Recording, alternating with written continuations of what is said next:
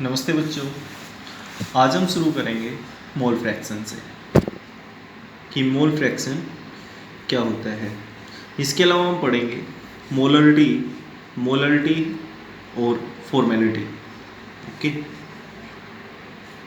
इससे पहले हमने कंसंट्रेशन को निकालने के लिए मास परसेंटेज पढ़ा, वॉल्यूम परसेंटेज पढ़ा और इसके अलावा ppm means parts per million.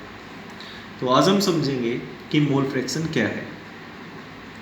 Mole fraction को रिप्रेजेंट किया जाता है x से, ओके, और अकेला मोल अगर हमें बताना है तो उसको हम दिखाते हैं स्मॉल n से। अब मोल फ्रैक्शन निकाला जाता है अगर किसी सॉल्यूशन के अंदर दो या फिर दो से ज़्यादा कंपोनेंट्स प्रेजेंट हों और उन कंपोनेंट्स की या तो अमाउंट गिवन होगी या फिर डायरेक्ट जो मोल्स हैं गिवन होंगे। तो यहाँ पर जो मोल है उसको हम दिखाएंगे n से। अब इसको हम समझते हैं कि एग्जांपल से सपोज एक सॉल्यूशन है और उस सॉल्यूशन के अंदर हमारे पास तीन कंपोनेंट्स हैं a, b और c। बट जनरली हम लेते हैं बाइनरी सॉल्यूशन, तो हम यहाँ पे मानेंगे कि हमारे पास सिर्फ दो कंपोनेंट्स हैं a और b। अब a के मोल्स को अगर हम दिखाना चाहें तो वो दिखाएंगे Na, मतलब जो स्मॉल n है उसके सबस्क्रिप्ट में हम a लिखेंगे और b के मोल्स को दिखाने के लिए लिखेंगे हम Nb। अब आपसे मोल फ्रैक्शन a का भी पूछा जा सकता है या फिर b का भी पूछा जा सकता है।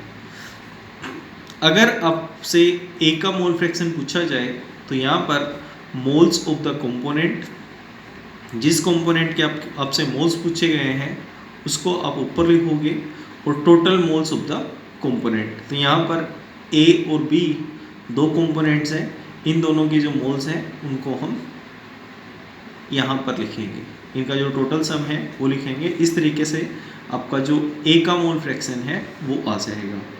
आप मोल फ्रैक्शन के फॉर्मूले को लिख सकते हो moles of the component divided by total moles of all the components. ठीक है, इस तरीके से हमारे पास जो मोल फ्रैक्शन है वो आएगा। अगर आपसे b का मोल फ्रैक्शन पूछा जाए तो Nb divided by Na plus Nb। ठीक है, तो इस तरीके से हम मोल फ्रैक्शन निकाल सकते हैं। अब इसके अंदर जो इंटरेस्टिंग चीज़ है वो ये है कि किसी भी सॉल्यूशन के अंदर जितने भी कंपोनेंट्स हैं उन कंपोनेंट्स का जो मोल फ्रैक्शन का सम है वो हमेशा 1 आएगा। सपोज आपने अगर इस a का मोल फ्रैक्शन निकाल लिया है तो b का जो मोल फ्रैक्शन है वो आप आसानी से निकाल सकते हो। ओके, तो इस तरीके से ये हमारे पास मोल फ्रैक्शन था। अब इसके अंदर या फिर किसी भी सॉल्यूशन में suppose n number of components हैं। n नंबर ऑफ कंपोनेंट्स से मतलब ये है कि बहुत सारे कंपोनेंट्स हैं। तो यहाँ पर जिस कंपोनेंट का आपको मोल फ्रैक्शन पूछा गया है उस कंपोनेंट को लिखो और इसके अलावा n1, n2, n3 एटसेट्रा, इस तरीके से जितने भी कंपोनेंट्स हैं उन सभी के मोल्स का सम जैसे हम लिखेंगे तो उसके बाद में हमारे पास जो मोल फ्रैक्शन है कंपोनेंट का वो आ जाएगा। अब उसके बाद में ये है कि इस मोल फ्रैक्शन को हम किस तरीके से यूज़ करते हैं। मोल फ्रैक्शन ये गिवन है number of moles of the component divided by total number of moles of all the components. तो इसको हम देखते हैं। Mole fraction unit is very useful in relating some physical properties of solution, say vapor pressure with the concentration of the solution, and quite useful in describing the calculations involving the gas mixture। एक तो ये vapour pressure को major करने के लिए suitable होगा मोल fraction, ये as it is आगे आएगा जिस टाइम पर हम वेपर प्रेशर को मेजर करेंगे। ठीक है, और इसके अलावा जो हमारे पास गैसेस मिक्सचर्स हैं उनके अंदर हम जो कॉन्सेंट्रेशन है उसको मेजर करने के लिए यूज़ कर सकते हैं। अब यहाँ पर एक चीज़ है, या तो आपको क्वेश्चन में डायरेक्ट मोल्स गिवन होंगे, अगर मोल्स गिवन नहीं है तो आपको मोल निकालने का जो फॉर्मूला है वो यूज़ करना है। मोल निकालने का फॉर्मूला ये होगा कि क्वेश्चन में आपको सब्सटेंस का जो मास है वो गिवन होगा, ठीक है, और जो भी सब्सटेंस गिवन है उसका आपको मोलर मास पता होना चाहिए। जैसे आपके पास ये सोडियम क्लोराइड है, this is the ionic substance, और इस आयनिक सब्सटेंस का सपोज आपको मास गिवन है 40 ग्राम, और इसका मोलर मास आप निकाल सकते हो कितना होगा, that is 23 + 35.5 that is equal to 58.5। तो मोल ऑफ एक कंपोनेंट हम किस तरीके से निकाल सकते हैं, तो इसका फॉर्मूला देखिए, गिवन मास ऑफ सब्सटेंस, मतलब जो भी मास गिवन है उसको ऊपर लिखो और नीचे लिखोगे आप मोलर मास। इस तरीके से आपके जो मोल्स हैं वो निकल जाएंगे। जैसे नेक्स्ट क्वेश्चन में है ये, तो आप इस क्वेश्चन को सोल्व करने की कोशिश करना, उसके बाद में आपको जो ये कॉन्सेप्ट है वो समझ में आ जाएगा। Next one is the molarity. Now what is the meaning of molarity. देखिए मोलरिटी का मतलब क्या होता है। मोलरिटी की डेफिनेशन होती है the numbers of moles of solute dissolved in 1 litre solution is known as molarity. Molarity एक ऐसी कंसंट्रेशन टर्म है जिसके अंदर हम किसी भी सॉल्यूशन के जो मोल्स ऑफ सोल्यूट हैं उनको निकालते हैं हम total volume of solution in litre, ठीक है। तो इस तरीके से हमारे पास जो मोलरिटी है वो आएगी, और इसको हम रिप्रेजेंट करते हैं कैपिटल M से। Molarity is represented by capital M, moles of solute divided by total volume of solution. उसके बाद में अगर ये वॉल्यूम लीटर में नहीं है और ये ml में है, मींस मिलीलीटर में है, तो उसके बाद में इसका फॉर्मूला चेंज हो जाएगा, total volume of solution in ml into 1000, ठीक है। इस तरीके से जो मोलरिटी है वो हम निकालते हैं। अब इसकी अगर हम यूनिट निकालना चाहें, मोल्स ऑफ सोल्यूट, तो मोल की यूनिट होती है ये मोल, और लीटर की आप जानते हो, तो आपकी जो मोलरिटी है उसकी यूनिट आएगी मोल पर लीटर, ठीक है। तो इनकी जो यूनिट्स हैं वो हम निकालते हैं। आप इसका जो न्यूमेरिकल है वो सोल्व कर सकते हो, उससे आपको ये क्लियरली समझ में आएगा। Next one is the molarity. Now what is the meaning of molarity. और मोलरिटी को दिखाते हैं हम स्मॉल m से। देखिए मोलरिटी का क्या मतलब है। मोलरिटी की डेफिनेशन होती है moles of solute dissolved in 1 kilogram solvent, ना कि सॉल्यूशन। जिस टाइम पर हम मोलरिटी निकालते हैं तो टोटल सॉल्यूशन की जो वॉल्यूम है वो आएगी, बट जिस टाइम पर हम मोलरिटी निकालेंगे तो moles of solute divided by mass of solvent in KG, ठीक है। किलोग्राम में आपका ये जो मास है सोलवेंट का वो आएगा, ना कि सॉल्यूशन का, ठीक है। अगर ये मास किलोग्राम में गिवन ना होकर ग्राम में है तो यहाँ पर हम 1000 और लिख देंगे। इस तरीके से जो मोलरिटी है उसको हम निकालते हैं। अब इसकी यूनिट क्या होगी, मोल्स ऑफ सोल्यूट, तो ये मोल यूनिट, और मास की यूनिट आप जानते हो किलोग्राम, तो यहाँ पर इसकी यूनिट हो जाएगी केवल मोल पर किलोग्राम, ठीक है। तो इस तरीके से जो यूनिट्स हैं वो हम निकालते हैं। अब यहाँ पर एक क्वेश्चन आता है कि सपोज कोई भी एक सॉल्यूशन है, उसकी हमें कंसंट्रेशन निकालनी है, तो उसको निकालने के लिए मोलरिटी बेटर होगी या फिर मोलरिटी बेटर होगी, ओके। तो इसका जो आंसर है वो ये होगा कि कंसंट्रेशन को निकालने के लिए जो मोलरिटी है दैट विल बी बेटर। अब इसका कारण है कि ऐसा क्यों होता है। मोलरिटी के लिए लेते हैं हम मास ऑफ सोलवेंट और मोलरिटी के लिए लेते हैं हम वॉल्यूम। तो जैसे जैसे टेम्परेचर इंक्रीज या डिक्रीज होता है तो यहाँ पर जो वॉल्यूम है वो इफेक्ट होगी, वो चेंज होगी, बट टेम्परेचर को इंक्रीज या डिक्रीज करने पर मास के ऊपर किसी टाइप का इफेक्ट नहीं होता है। इस वजह से molarity is better than molarity, ठीक है, ये हमारा आंसर होगा। तो यहाँ पर ये मोलरिटी है। अब इसके कुछ मेरिट्स और डीमेरिट्स बता रखे हैं कि जैसे मास परसेंटेज है, पार्ट्स पर मिलियन है, mole fraction, molarity are independent of temperature, where is molarity is function of temperature, this is because volume depends on temperature and the mass does not. Okay, तो ये आप कर सकते हो। यहाँ पर ये इसके इंडेक्स क्वेश्चन है, ये आपको प्रैक्टिस के लिए मिलेंगे। Next one is the solubility.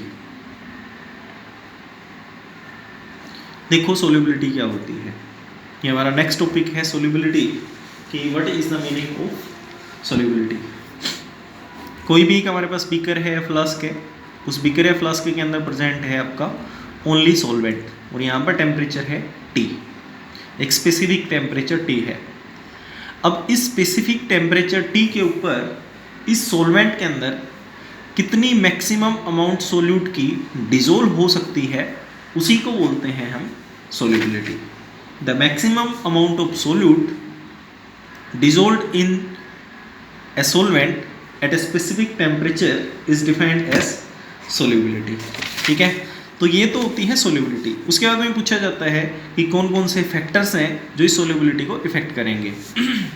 तो यहाँ पर टोटल 4 फैक्टर्स हैं जो इस solubility को इफेक्ट कर सकते हैं।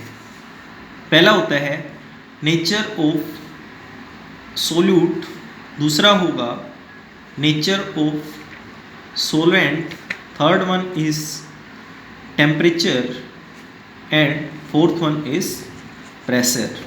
ये 4 फैक्टर्स हैं जो सोल्यूबिलिटी को इफेक्ट करते हैं। ठीक है, आप नेचर ऑफ सोल्यूट और सोलवेंट को चाहो तो एक जगह भी लिख सकते हो। ठीक है, मतलब फैक्टर्स हैं जो सोल्यूबिलिटी को इफेक्ट करेंगे कि कितनी सोल्यूट की अमाउंट किसी सोलवेंट के अंदर डिजोल्व होगी या नहीं, कितनी होगी, और दूसरा वो डिजोल्व होगी कि नहीं होगी।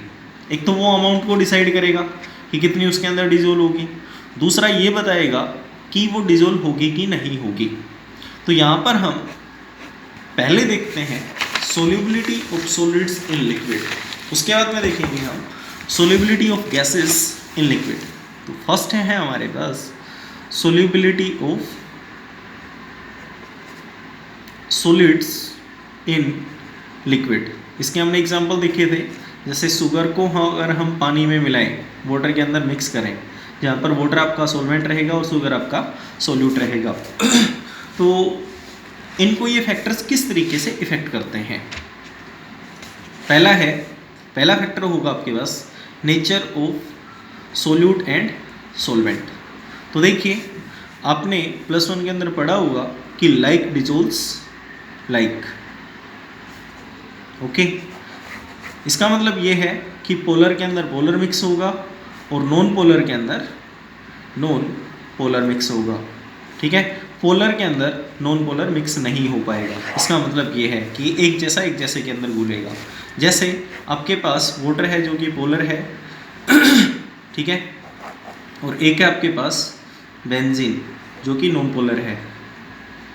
ठीक है, अब इस पोलर के अंदर हम जानते हैं कि पोलर मिक्स होगा और नॉन पोलर के अंदर नॉन पोलर मिक्स होगा। तो यहाँ पर हम कुछ पोलर कंपाउंड ले लेते हैं और कुछ नॉन पोलर लेते हैं।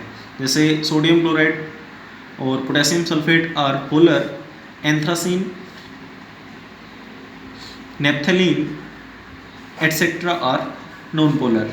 अगर इस एंथ्रासीन को हम इस वाटर के अंदर मिक्स करना चाहेंगे तो मिक्स नहीं होगा, क्योंकि एंथ्रासीन नॉन पोलर है और इसके अलावा आपका जो वाटर है दैट इज पोलर। ठीक है, और अगर इसी एंथ्रासीन को हम इधर मिक्स करना चाहें इस बेंजीन के अंदर, बेंजीन नॉन पोलर है, एंथ्रासीन नॉन पोलर है, तो एक दूसरे को मिक्स कर देंगे। इन दिस केस अगर सोडियम क्लोराइड को आप यहाँ पर मिक्स करोगे, डिसोल्व करवाओगे, तो इस वाटर के अंदर इजीली डिसोल्व कर जाएगा, क्योंकि सोडियम क्लोराइड खुद पोलर है और वाटर भी पोलर है। ठीक है, अगर इस सोडियम क्लोराइड को आप इस बेंजीन के अंदर मिक्स करना चाहोगे तो यहाँ पर ये मिक्स नहीं हो पाएगा। तो ये था हमारे पास nature of solute and solvent, कि किस तरीके के नेचर के सोल्यूट और सोलवेंट एक दूसरे के साथ में मिक्स होंगे और कौन मिक्स नहीं होंगे। अब क्वेश्चन ये है कि ऐसा क्यों होता है, कि पोलर के अंदर पोलर क्यों मिक्स होता है और नॉन पोलर के अंदर नॉन पोलर क्यों मिक्स होता है। ठीक है, इसका कारण ये है कि पोलर और पोलर के बीच में जो इंट्रैक्शन की फोर्सेस हैं वो सेम होंगी, और नॉन पोलर के अंदर जो इंट्रैक्टिव फोर्सेस हैं they are same, so that they mix with each other, एक दूसरे के साथ में वो मिक्स होते हैं। ठीक है, तो इसका कारण ये रहेगा। नेक्स्ट कंडीशन है हमारे पास टेम्परेचर। अब सॉलिड इन लिक्विड्स की सोल्युबिलिटी के केसेस में टेम्परेचर को इंक्रीज या डिक्रीज करने पर, सपोज हम इंक्रीज मान लें, तो इंक्रीज करने पर सोल्युबिलिटी इंक्रीज भी हो सकती है और डिक्रीज भी हो सकती है। ठीक है, मतलब ये है कि डायरेक्ट रिलेशनशिप नहीं होगा इसका कि अगर हम इंक्रीज करेंगे तो इंक्रीज होगी, डिक्रीज करेंगे तो डिक्रीज होगी। अब ये डिपेंड करता है कि किस तरीके की जो सोल्यूट और सोलवेंट्स हैं वो एक दूसरे के साथ में मिक्स हो रहे हैं और किस टाइप की जो प्रोसेस है वो उनके साथ में चल रही है। ठीक है, सपोज हमारे पास ये दो बीकर हैं, यहाँ पर ए और बी कंपोनेंट हैं, इधर भी हमारे पास मान लेते हैं कि पी और क्यू कंपोनेंट्स हैं। ठीक है, अब दो तरीके की प्रोसेस हो सकती हैं, एक हो सकता है कि एक्सोथर्मिक प्रोसेस हो और दूसरी है कि एंडोथर्मिक प्रोसेस हो। ठीक है, अगर ये एक्सोथर्मिक प्रोसेस है, ओके, ए और बी को मिलाने पर हीट यहाँ से इवोल्व हो और हीट के इवोल्व होने पर ये एक दूसरे के साथ में डिजोल्व होते हैं। अगर हम यहाँ पर टेम्परेचर को इंक्रीज करने की कोशिश करेंगे तो सोल्युबिलिटी हमेशा डिक्रीज होगी। ठीक है, तो याद रखना है, in case of exothermic process the solubility decreases on increasing the temperature, but in case of endothermic process जैसे जैसे हम टेम्परेचर को इंक्रीज करेंगे वैसे वैसे जो सोल्युबिलिटी है वो लगातार इंक्रीज होगी। ठीक है, एंडोथर्मिक प्रोसेस वो प्रोसेस है जिसके अंदर हीट एब्जॉर्ब होती है, एक्सोथर्मिक प्रोसेस वो प्रोसेस है जिसके अंदर हीट इवोल्व होती है। यहाँ पर पहले से ही हीट इवोल्व हो रही है, अगर हम हीट को इंक्रीज करने की कोशिश करेंगे तो उसके बाद में जो सोल्युबिलिटी है वो हमेशा डिक्रीज होगी। अब लास्ट टाइम हमारा प्रेशर का सॉलिड्स की लिक्विड्स के अंदर जो सॉलिड की सोल्युबिलिटी है उसके ऊपर कोई खास इफेक्ट नहीं होता है, there will be negligible effect, क्योंकि सॉलिड और लिक्विड्स के अंदर जो कॉन्स्टिट्यूएंट पार्टिकल्स हैं वो पहले से ही पास हैं। आप उसको कितना ही प्रेस करने की कोशिश करो, दबाने की कोशिश करो उसके बाद में भी ये जो कॉन्स्टिट्यूएंट पार्टिकल्स हैं वो इनकम्प्रेसिबल होंगे, so that there will be negligible effect of pressure on the solubility of solids and liquid. ठीक है, तो इस तरीके से हमारे पास कुछ फैक्टर्स थे। Okay, thank you.